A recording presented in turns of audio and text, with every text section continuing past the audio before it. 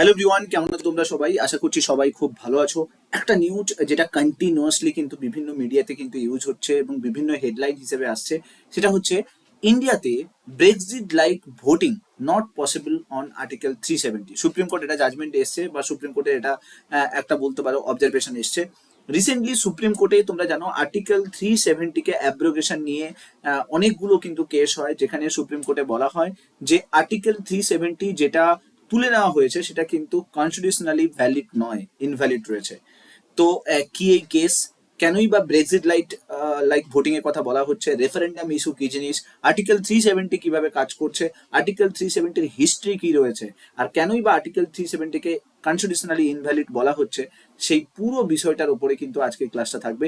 ভিডিওটা ভালো লাগলে লাইক করে দিও, শেয়ার করে দিও সমস্ত বন্ধু বান্ধবদের সঙ্গে, এবং মাস্ট চ্যানেলটাকে সাবস্ক্রাইব করে নিও নতুন নতুন ভিডিও পাওয়ার জন্য। তো বেসিক্যালি ঘটনাটা কি হয়েছে আমি একটু বলে দিই।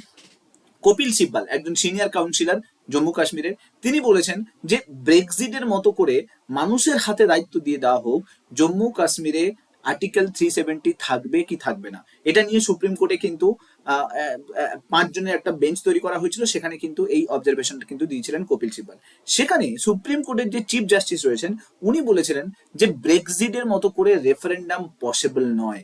রেফারেন্ডাম একটা ইনডিরেক্ট ডেমোক্রেসিতে, ডিরেক্ট ডেমোক্রেসিতে কিন্তু কাজ হয়, সেটা ইন্ডিয়ার মতো একটা ডাইরেক্ট ডেমোক্রেসি এবং যেখানে রিপ্রেজেন্টেটিভ ডেমোক্রেসি প্রেজেন্ট আছে, সেইখানে কিন্তু ইন্ডিয়ার মতো এরকম কান্ট্রির কাছে কিন্তু রেফারেন্ডাম প্রসেস কিন্তু কখনো পসিবল হবে না।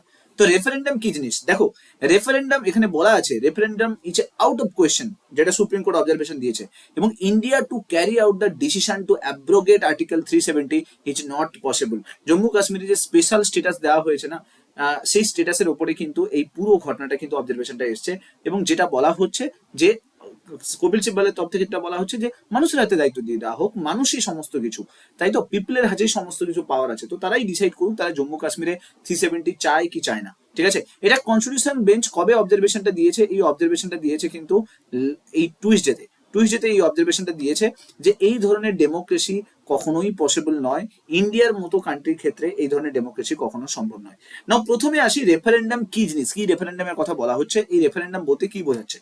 দেখো, রেফারেন্ডাম হলো একটা ইনস্ট্রুমেন্ট, এখানে দেখতেই পাচ্ছ রেফারেন্ডাম হলো একটা ইনস্ট্রুমেন্ট যেটা ডিরেক্ট ডেমোক্রেসির মধ্যে পড়ে। ঠিক আছে, ইন্ডিয়াতে আমরা ইনডিরেক্ট ডেমোক্রেসি ফলো করি, আমরা কাউকে ভোট দিয়ে জেতাই, এমএলএ বা সমস্ত আমাদের যে রিপ্রেজেন্টেটিভ থাকে তাদেরকে আমরা ভোট দিয়ে যেতাই, দেন তারা গিয়ে পার্লামেন্টে এমপি পদটাকে সামলায় এবং সমস্ত লকে তৈরি করে। তার মানে ইনডিরেক্টলি আমাদের হয়ে অন্য কেউ কিন্তু পার্লামেন্টে লটাকে তৈরি করছে, আমরা কিন্তু ডিরেক্টলি কোনো ল বানাচ্ছি না। তো আমরা ইনডিরেক্ট ডেমোক্রেসির মধ্যে পড়ি। ঠিক আছে, ডিরেক্ট ডেমোক্রেসিতে কিন্তু পিপল নিজস্ব ভোট দেয়, এই যে রেফারেন্ডামের ঘটনা হচ্ছে সেখানে পিপল নিজে ভোট দেয় এবং নিজে ডিসিশন নেয়, এবং তার যে সমস্ত মানুষের যে মেজরিটি ডিসিশন, সেই ডিসিশনের উপরে কিন্তু গভর্নমেন্টকে কাজ করতে হয়। দেখো, পিপলকে ভোট দেওয়ার অ্যালাউ করা হয়, ভোট দিতে হয় কোনো স্পেশাল ইস্যুতে বা কোনো কোনো কোয়েশ্চেনে তাদেরকে ভোট দেওয়ার অধিকার দেওয়া আছে। যখন তারা ভোট দিয়ে দেয়, ভোটের রেজাল্ট স্বরূপ বা এই রেফারেন্ডামের রেজাল্ট স্বরূপ যেটা হয়, যেটা বেরিয়ে আসে, সেটাকেই কিন্তু গভর্নমেন্টকে মেনে নিতে হয়, গভর্নমেন্টকে কিন্তু সেই ডিসিশনের উপরে কিন্তু স্ট্রিক্ট থাকতে হয়, সেখানে কিন্তু গভর্নমেন্টের নিজস্ব কোনো ডিসিশন কিন্তু থাকে না। ঠিক আছে, এই সেম লাইক এই রেফারেন্ডাম স্ট্রাকচার আমরা কোথায় দেখতে পেয়েছি, রিসেন্টলি আমরা দুটো জায়গাতে দেখতে পেয়েছি। একটা হচ্ছে যখন ব্রেক্সিট ইস্যু হয়েছিল, ব্রেক্সিট তোমরা জানো যে পুরো ইউরোপিয়ান ইউনিয়নের আর মধ্যে তোমরা জানো ইউকে কে আমরা দেখতে পেয়েছিলাম একটা কান্ট্রি, ইউকে কিন্তু ইউরোপিয়ান ইউনিয়নের মেজর পার্ট কিন্তু কভার করে। ঠিক আছে, তো ইউকে অবভিয়াসলি চাইছিল যে ইউরোপিয়ান ইউনিয়ন থেকে বেরিয়ে আসুক। ঠিক আছে, তো সেখানে কিন্তু রেফারেন্ডাম করা হয় সমস্ত ইউকের সমস্ত কান্ট্রিদের কাছে, যেরকম কি স্কটল্যান্ড একটা কান্ট্রি দেখতে পাচ্ছ, ওয়েলস একটা কান্ট্রি দেখতে পাচ্ছ, ইংল্যান্ড একটা কান্ট্রি দেখতে পাচ্ছ, আয়ারল্যান্ড আছে, এখানে নর্দার্ন আয়ারল্যান্ড আছে, স্কটল্যান্ড আছে, এদের কাছে কিন্তু সমস্ত রাখা হয়, দাবি রাখা হয় যে ইউরোপিয়ান ইউনিয়নের সঙ্গে থাকা উচিত কি উচিত নয়। এরপরে সেটাতে রেফারেন্ডাম হয়, দেন রেফারেন্ডামের পরে কিন্তু তোমরা জানো যে রেজাল্ট আসে। সেই রেজাল্ট কি বেরিয়েছিল, সেই রেজাল্টে তুমি দেখতেই পাচ্ছ 48% চাইছিল যে না ইউরোপিয়ান ইউনিয়নের সঙ্গে থাকা উচিত, 47% কি বলছিল যে না, ইংল্যান্ডের 47% মানুষ, লন্ডনের 60% মানুষ, স্কটল্যান্ডের দেখো 62% মানুষ, ওয়েলসের দেখো 48% মানুষ, নর্থ আয়ারল্যান্ডের 56% মানুষ চাইছিল যে আমরা ইউরোপিয়ান ইউনিয়নের সঙ্গে থাকাটা দরকার আছে। এখানে দেখতে পাচ্ছ মেজরিটি অফ ভোট থাকার ব্যাপারে এসেছিল, তাই জন্য ব্রেক্সিট কিন্তু সাকসেসফুল হয়নি। ঠিক একইভাবে পরবর্তীকালে আমরা দেখতে পেয়েছিলাম স্কটল্যান্ডের ক্ষেত্রেও কিন্তু তাই হয়েছিল। স্কটল্যান্ড কোনোভাবে চাইছিল না যে ইংল্যান্ডের সঙ্গে থাকা দরকার আছে কিনা। স্কটল্যান্ড চাইছিল যে তারা পার্মানেন্টলি কিন্তু একটা আলাদা কান্ট্রি হিসেবে দেখতে চায়, আলাদা কান্ট্রি হিসেবে সমস্ত কিছু লিড করবে। তো এটা নিয়ে স্কটল্যান্ডের মধ্যে কিন্তু ভোট হয়, যেখানে স্কটল্যান্ডকে বলা হয়েছিল যে তারা ইউকের সঙ্গে থাকতে চায় কি থাকতে চায় না। তো ইন দ্য ফেভার তুমি যদি দেখো, এখানে স্কটল্যান্ড ইউরোপিয়ান তোমার ইউকে এবং ইউরোপিয়ান ইউনিয়নকে ছাড়তে চাইছিল, এরকম কতজন ছিল, 1,18,322 জন মতো ছিল, ভোট দিয়েছিল। আর থাকতে চায় না, এরা চলে যেতে চায়। আর থাকতে চায় কতজন, 1,66,000।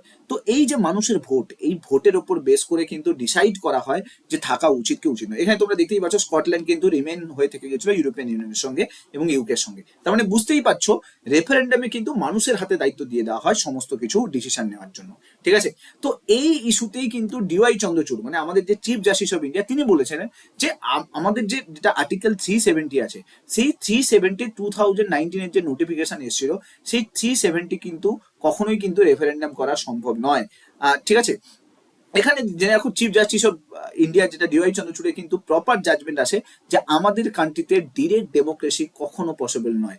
ঠিক আছে, রেফারেন্ডাম ব্রেক্সিটের সঙ্গে পসিবল, কিন্তু ইন্ডিয়াতে এটা লিগেলি কখনো কিন্তু পসিবল নয়। এটা কিন্তু তিনি কিন্তু প্রপারলি কিন্তু জাজমেন্ট দিয়েছিলেন। তাতে কেন কেন এই কথাটা বলা হচ্ছে, কেন এই কথাটা বলেছিলেন, দেখো কপিল সিব্বাল যেটা দাবি করছিলেন, কপিল সিব্বাল তোমরা জানো একজন সিনিয়র কাউন্সিলর, তিনি মোহাম্মদ আকবর লোন বলে একজনের ক্লায়েন্ট হয়ে তিনি কিন্তু বলছিলেন যে আর্টিকেল 370-কে যেটা অ্যাব্রোগেট করা হয়েছে, মানুষ এটাকে ঠিক মতো করে মেনে নিচ্ছে না। ঠিক আছে, এবং তিনি এটাও উল্লেখ করেন, ইউর লর্ডশিপ মাস্ট রিমেম্বার ব্রেক্সিটের কথা মনে করুন। ব্রেক্সিটে কিন্তু কোনো কনস্টিটিউশনাল প্রভিশনকে ফলো করা হয়নি, মানুষের হাতেই দায়িত্ব দিয়ে দেওয়া হয়েছিল। ঠিক আছে, এখানে দেখো লেখাই রয়েছে, you must seek the opinion of the people because people are the central to the decision. কনস্টিটিউশনে বলা আছে যে আমাদের সোর্স অফ পাওয়ার, কনস্টিটিউশনের সোর্স অফ পাওয়ার মানুষের হাতে রয়েছে, পিপলের হাতে রয়েছে। তাহলে পিপলকেই দায়িত্ব দিয়ে দেওয়া হোক আর্টিকেল 370-তে তারা থাকবে কি থাকবে না, তাই না। 3 ডেজের এই যে টোটাল যে প্রসেস চলছিল, সেখানে বলা হয়েছিল যে আর্টিকেল 370 যেটা রয়েছে, question on parliament's power to scrap article 370। ঠিক আছে, সিকবাল বলেন যে পার্লামেন্টের কাছে কোনো পাওয়ারই নেই আর্টিকেল 370-কে স্ক্র্যাপ করার, কারণ বিকজ অফ দ্যাট জম্মু কাশ্মীরে কনস্টিটিউয়েন্ট অ্যাসেম্বলি নেই। তো কনস্টিটিউয়েন্ট অ্যাসেম্বলি ছাড়াই জম্মু কাশ্মীরের কাছ থেকে 370 তুলে নেওয়া, এটা কিন্তু কনস্টিটিউশনালি ভ্যালিড নয়। না, আমি একটু বুঝিয়ে দিই কি ব্যাপারটা বলতে চাইছে। দেখো, জম্মু কাশ্মীরে কনস্টিটিউশনাল অ্যাসেম্বলি কিন্তু নেই। আমরা জানি যে কোনো স্টেটের কাছ থেকে যদি কোনো পাওয়ার নিতে হয়, তাহলে প্রথমে স্টেট লেজিসলেটিভ অ্যাসেম্বলিতে কিন্তু সেই জিনিসটা কিন্তু আলোচনা করতে হয়, তারা পারমিশন দেয়, তারপরে কিন্তু তার সেটা নেওয়া যায়, আদারওয়াইজ কিন্তু পার্লামেন্ট নিতে পারে না। তাহলে তো এরকম যদি হয়, কপিল সিব্বাল যেটা বলেছেন, কিছুদিন পরে দেখা যাবে যে সব স্টেট রয়েছে, বিহার, ওয়েস্ট বেঙ্গল, ইউপি, এই সমস্ত যে স্টেট রয়েছে, সেগুলো কোনোদিন পার্লামেন্ট সমস্ত রুল বানিয়ে ইউটিতে কনভার্ট করে দেবে, তাই না। তো এই জন্য কপিল সিব্বাল বলছেন যে কনস্টিটিউয়েন্ট অ্যাসেম্বলি তো জম্মু কাশ্মীরে নেই, তাহলে আর্টিকেল 370-কে কিভাবে স্ক্র্যাপ করতে পারি, আর্টিকেল 370-কে কিভাবে নিতে পারি, তাই না। তো আর্টিকেল 370 তো পার্মানেন্ট ক্যারেক্টার। কিন্তু জেনে রাখো, কারণ এখানে তিনি বলেছিলেন যে 1957-এ আমাদের কনস্টিটিউয়েন্ট অ্যাসেম্বলি, মানে জম্মু কাশ্মীরের যে কনস্টিটিউয়েন্ট অ্যাসেম্বলি, সেটাকে এক্সপায়ার করে দেওয়া হয়েছিল, সেটাকে বাদ দিয়ে দেওয়া হয়েছিল, ডিলিট করে দেওয়া হয়েছিল।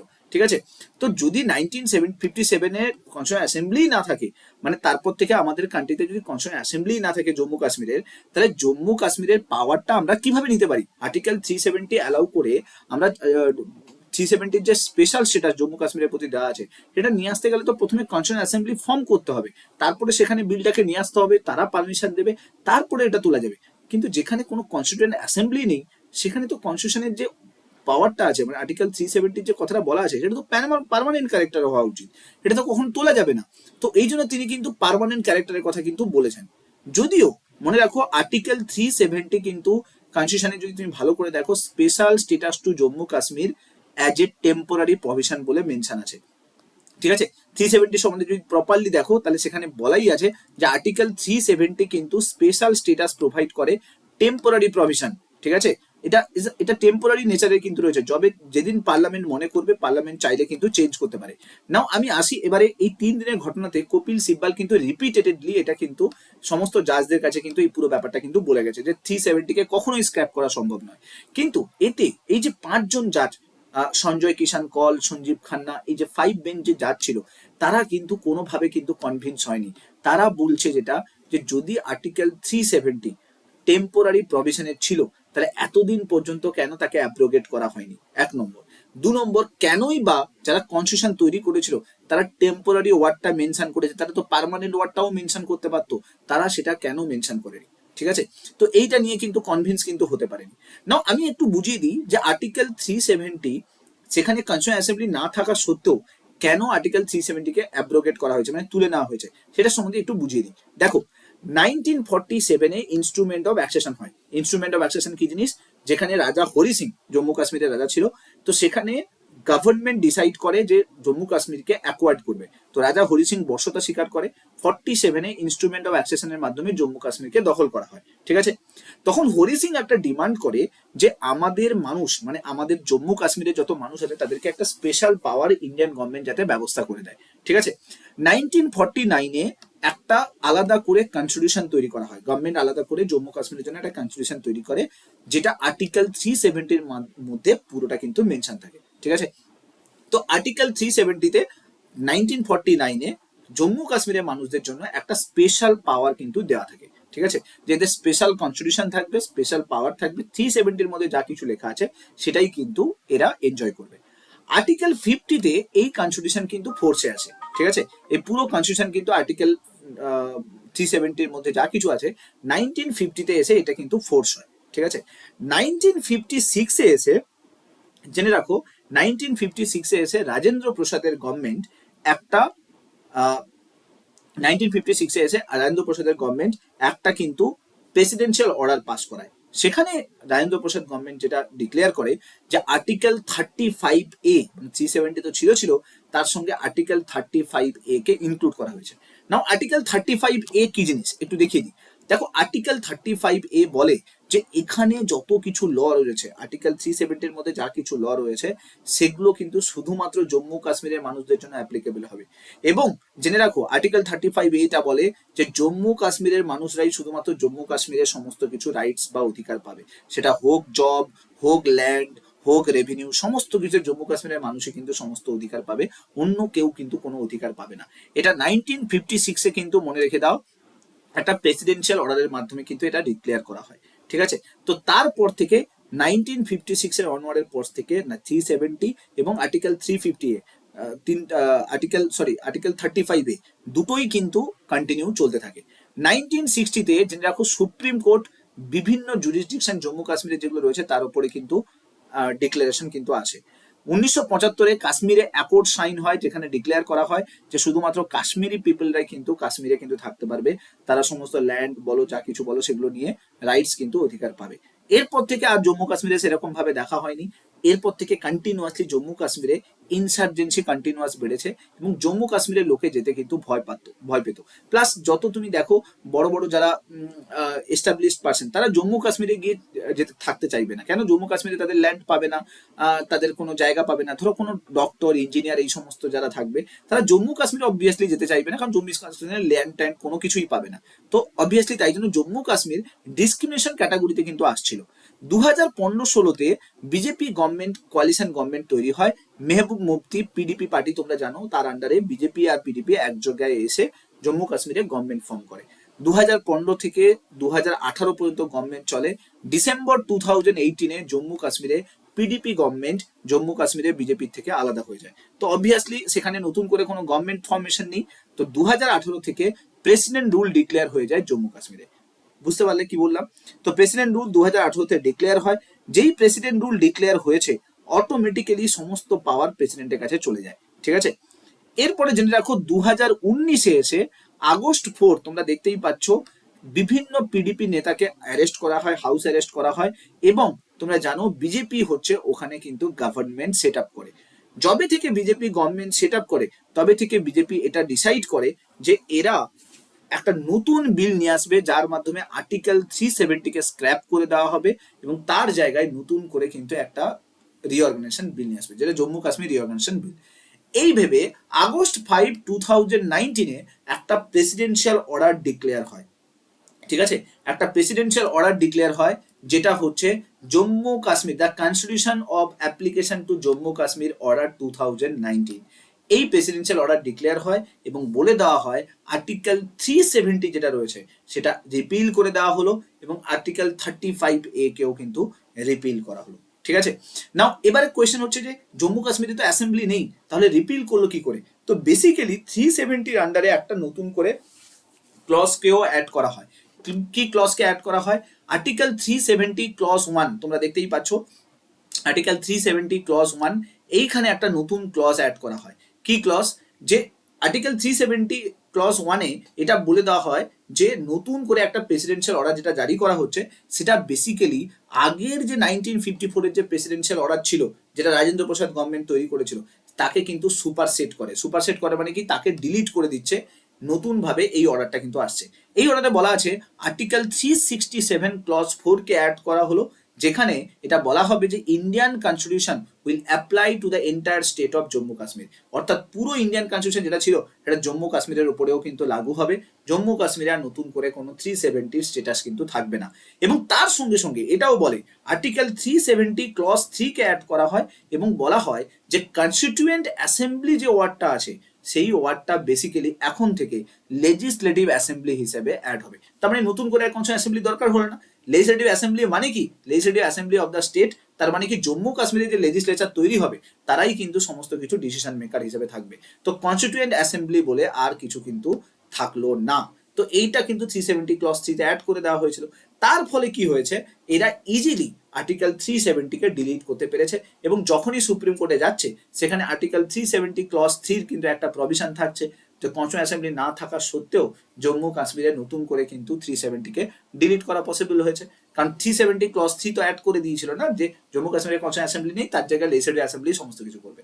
ঠিক আছে, তো পরবর্তীকালে অমিত শাহ তোমরা জানো যে জম্মু কাশ্মীরে একটা বিল নিয়ে আসে, জম্মু কাশ্মীর রিঅর্গানাইজেশন বিল 2019, যেখানে দুটো আলাদা আলাদা জায়গা করে দেওয়া হয়। জম্মু কাশ্মীর একটা আলাদাভাবে থাকবে আর লাদাখ একটা ইউটি হিসেবে থাকবে এবং জম্মু কাশ্মীরে কিন্তু একটা স্টেট লেজিসলেটিভ অ্যাসেম্বলি তৈরি করা হবে, যেটাই বেসিক্যালি এখানে legislative assembly of state declare করেছিল।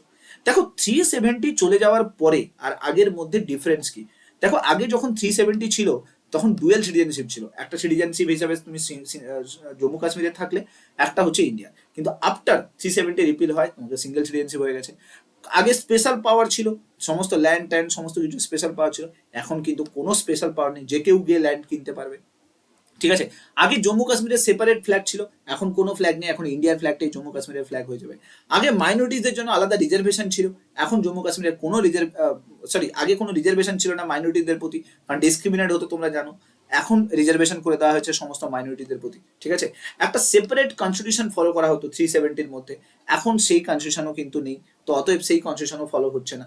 এখন নতুন যে ইন্ডিয়ান কনস্টিটিউশন সেই কনস্টিটিউশন কিন্তু থাকবে। ঠিক আছে, আচ্ছা আরেকটা জিনিস জেনে রাখো, কোনো women from Jammu Kashmir marriage a non state she would lose property. মানে কোনো ওমেন জম্মু কাশ্মীরে যদি কোনো ওমেন হয়, সে যদি অন্য কোনো স্টেটের কাউকে বিয়ে করে তাহলে কিন্তু সে জম্মু কাশ্মীরের যে রাইটসটা সেটা কিন্তু তার কাছে থাকতো না।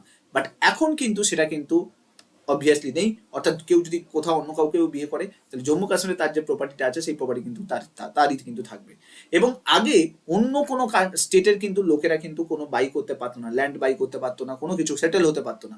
বাট এটাকেও ডিলিট করে দেওয়া হয়েছে, এখন যে কেউ জম্মু কাশ্মীরে যেতে পারে এবং জম্মু কাশ্মীরে ডেভেলপ করতে পারে। দেখো তুমি যদি পজিটিভ সাইড দেখো, নতুন করে এই বিলটা আসার কারণে সবাই এটা ভাববে যে ধরো কোনো ডক্টর ইঞ্জিনিয়ার তারা জম্মু কাশ্মীরে গিয়ে সেটেল হওয়ার চিন্তা ভাবনা করবে, তো জম্মু কাশ্মীর কখনো পিছিয়ে যাবে না, জম্মু কাশ্মীর কখনো ডিসক্রিমিনেট হবে না। সো হোপফুলি বুঝতে পারছো যে সুপ্রিম কোর্টের জাজমেন্ট কি আসছে না, এটা নিয়ে অনেক জলঘোলা হবে, অনেক ইস্যু কন্টিনিউয়াসলি এবার আসতে থাকবে, অনেক জাজমেন্ট আসতে থাকবে। তো আশা করছি বোঝাতে পারলাম যে ব্রেক্সিট ইস্যু কি ছিল, রেফারেন্ডাম ইস্যু কি ছিল, কেন 370 আর 335 এর মধ্যে একটা ইস্যু হচ্ছে। ঠিক আছে, তো টোটাল আমি টাইম লাইনটাও তোমাদেরকে দেখিয়ে দিলাম, যে কবে থেকে জম্মু কাশ্মীর স্টার্ট হয়েছে, ইনস্ট্রুমেন্ট অফ অ্যাকসেশন হয়েছে, তারপর থেকে সিচুয়েশন কিভাবে বদলেছে, তো সেটাও বুঝিয়ে দিলাম। তো আশা করছি বুঝতে পেরেছো পুরো ভিডিওটাতে। ভিডিওটা ভালো লাগলে লাইক করে দিও, শেয়ার করে দিও সমস্ত বন্ধু বান্ধবদের সঙ্গে, আর এরকম ভিডিও দেখার জন্য মাস্ট চ্যানেলটাকে সাবস্ক্রাইব করে নিও। Thank you so much. Next video তোমার সঙ্গে আবার দেখা হচ্ছে, টিল দেন।